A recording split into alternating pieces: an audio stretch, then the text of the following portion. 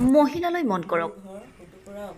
এওঁ সদৌ ভিত্তিত অনুষ্ঠিত হোৱা শিপিনী প্ৰতিযোগিতাত শ্ৰেষ্ঠ খিতাপ অৰ্জন কৰা ৰুবি চেতিয়া। হয়, মহিলাগৰাকীলৈ মন কৰক।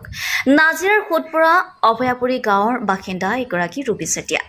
ৰুবি চেতিয়াই দেখুৱাই দিলে যে চেষ্টাৰ অসাধ্য একো নাই। বিগত 2016 চনৰ পৰা ৰুবি চেতিয়াই শিপিনীৰ কাম আৰম্ভ কৰি দিনে নিশাই কঠোৰ সংগ্ৰামত অব্যাহত আছিল। ভাগৰি পৰা নাই ৰুবি চেতিয়া।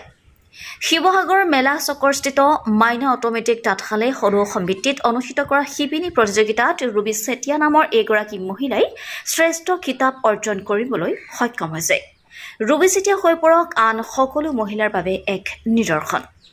শিৱসাগৰৰ পৰা ফৰহান লস্কৰ ৰিপৰ্ট, যমুনা 365। মোৰ নাম ৰুবি চেতিয়া। মোৰ ঘৰ সুদুপৰা অভয়পুৰীয়া গাঁৱত।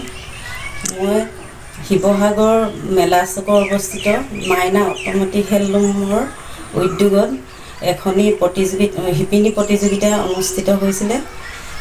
তাত মই অংশগ্ৰহণ কৰিছিলোঁ। সদৌ অসম ভিত্তিত প্ৰতিযোগিতা পাতিছিলে। বিভিন্ন প্ৰান্তৰ পৰা শিপিনীসকলে অংশগ্ৰহণ কৰিছিলে। মই তাত শ্ৰেষ্ঠ শিপিনী হ'বলৈ সক্ষম হৈছোঁ। হয়, মোৰ মনটো আজি বহুতেই ভাল লাগিছে। 2016 চনৰ নৱেম্বৰ মাহৰ পৰা মই এইখন শালতে কাম কৰি আছোঁ। 2016 চনৰ পৰা মই দিন ৰাত একাকাৰ কৰি এইখন শালত কাম কৰি আছোঁ। কাম কৰি বহুতেই ভাল লাগিছে।